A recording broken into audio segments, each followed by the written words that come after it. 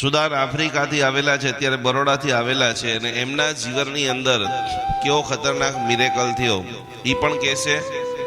અને સુદાનની અંદર 10 દિવસ સુધી આફ્રિકામાં ખડે પગે રહી અને જેણે સેવા કરેલી છે અમારી, એવા પરમ સેવાભાવી ભક્તામર પોતાના ઘરે એટલા બધા ક્લાસો કરાયેલા છે, અનાર્ય પ્રદેશ, અને એવા આ પરમ ભક્ત પોતાના મનથી ભક્તામર એના જીવનમાં કેવી રીતે ફળીભૂત થયું અને કેવી રીતે એને સેવા કરી. અત્યારે હવે ઇન્ડિયામાં બરોડા શિફ્ટ થઈ ગયા છે. એને ખબર પડી કે આટલું બધું સેવાનો યજ્ઞ ચાલી રહ્યો છે, તો આજે સ્પેશિયલ બરોડાથી તમારા બધાના દર્શન કરવા માટે અહીંયા આવેલા છે. એક વાર જોરદાર તાળીઓ સાથે પ્રણામ. મારું નામ જુગલ મીઠાણી છે. ભક્તામણે શું મને નહોતી ખબર પહેલાં, સાચું હતું. ગુરુજી જ્યારે સુદાન આવ્યા આફ્રિકા, અને એમને જ્યારે પહેલે જ દિવસે શિબિર મેં એમની અટેન્ડ કરી છે પ્રવચન, અને ત્યારથી જે મારી બાળક છે 6 વર્ષની અત્યારે દીકરી છે, એને મને ભક્તામણની પહેલી ગાથા એને શીખવનાર છે મારી. અને ગુરુજીના આવ્યા પછી જ તમે નહીં માનો શું ચમત્કાર છે. જે 7 વર્ષની જે 6 વર્ષની દીકરી છે એને 7 દિવસમાં 8 ગાથા લર્ન કરી, 8 અને રોજે રોજ બોલીએ છીએ અમે લોકો. અને તમને ખબર હોય તો બધાને કે સુદાન આજે કાવેરી મિશન વોર ચાલી રહી છે છેલ્લા 8 મહિનાથી. તો અમે લોકો બધા એકદમ નરેન્દ્ર મોદીજીએ જે કાવેરી મિશન કરેલું એમાં ફ્લાઇટમાં આવેલા છે 3 જોડી કપડાં લઈને. પણ હું નીકળતો હતો ઘરેથી ત્યારે વોર ઝોન હતું એટલે અમને ખબર નથી. તો હું તો ઘરની બહાર નીકળો ત્યાં જ મારા પર ગન આવી, એટલે ત્યાં તો વહેલા હું કઈ કશું બોલી જ ન શકું. ગન રાખી હતી મારા માથા ઉપર. એમના ઉપર ટેરરિસ્ટોએ ગન પોઈન્ટ બનાવી દીધા હતા. સુદાન આફ્રિકામાં અત્યારે વોર ચાલી રહ્યો છે, યુદ્ધ ચાલી રહ્યું છે, અને એમાંથી આ મૃત્યુમાંથી ભક્તામર કેવી રીતે બચાવે છે. અને અમારી ઘરે સેન્ટર જ હતું, એટલે આપણે ઘણા બધો ભક્તામણનો પ્રચાર કર્યો, અને ગુરુજી જેમ આપણને જ્ઞાન આપતા એમ ઘણા બધા લોકો જોડાઈ બી રહેલા.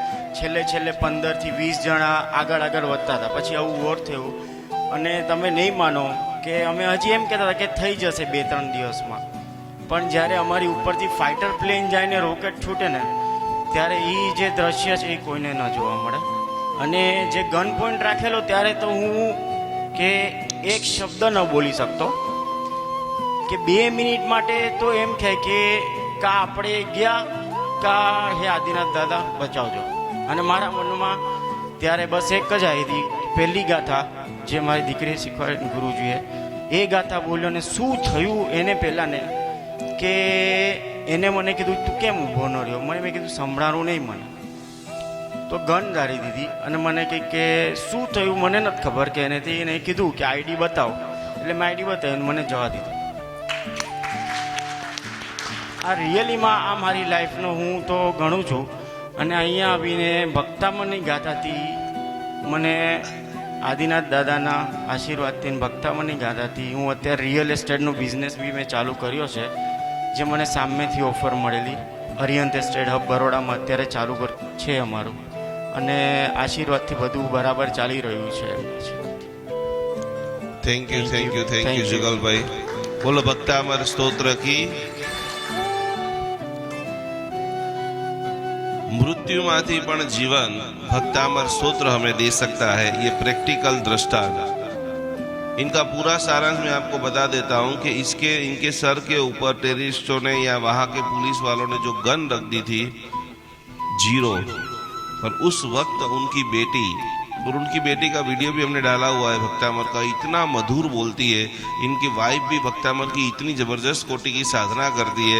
और जब मैं करीबन 10-15 दिन अफ्रीका में रहा, इनके घर पे गया, इनकी वाइफ और इनकी बेटी को जब हमने भक्तामर का उनके घर पे जो हीलिंग किया, उसके बाद जो उनके परिवार में धीरे धीरे जो चेंजेस आया है, आप खुद इनके मुंह से सुन सकते हो. एक बार जोरदार तालियों के ताल के साथ में हमारे जुगल भाई मिठानी, खास करके सुदान वाले, खूब अनुमोदना, खूब धन्यवाद.